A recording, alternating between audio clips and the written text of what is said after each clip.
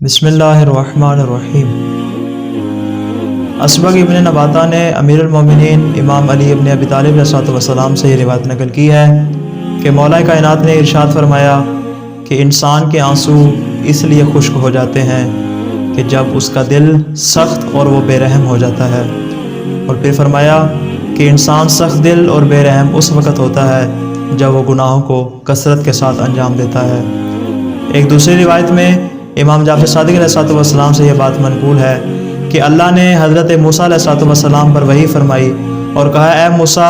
कभी भी कसरत माल पर तुम खुशी का इजहार ना करो कि तुम्हारे पास माल बहुत ज़्यादा है। कसरत माल पर कभी फ़ख्र ना करो, कसरत माल पे कभी भी खुशी का इजहार ना करो, और हर हाल में मेरा ज़िक्र किया करो, मेरे ज़िक्र से कभी भी गाफिल ना रहा करो। इसलिए कि जो मेरे ज़िक्र से गाफिल होता है वो गुनाहों को अंजाम देता है, और फिर जो गुनाह उसने अंजाम दिए होते हैं वो ख़ुद उन गुनाहों को भूल जाता है कि मैंने ये गुनाह अंजाम दिए थे। और जब वो गुनाहों को भूल जाता है तो फिर उसके दिल से मेरा ज़िक्र निकल जाता है और वह शख्स सख्त दिल और बेरहम हो जाता है। तो नतीजा, जब भी कोई इंसान सख्त दिल और बेरहम हो जाएगा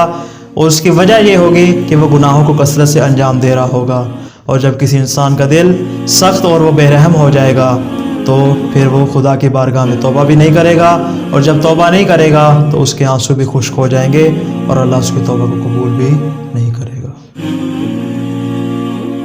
और जब तौबा नहीं करेगा तो उसके आंसू भी खुश्क हो जाएंगे और अल्लाह उसकी तौबा को कबूल भी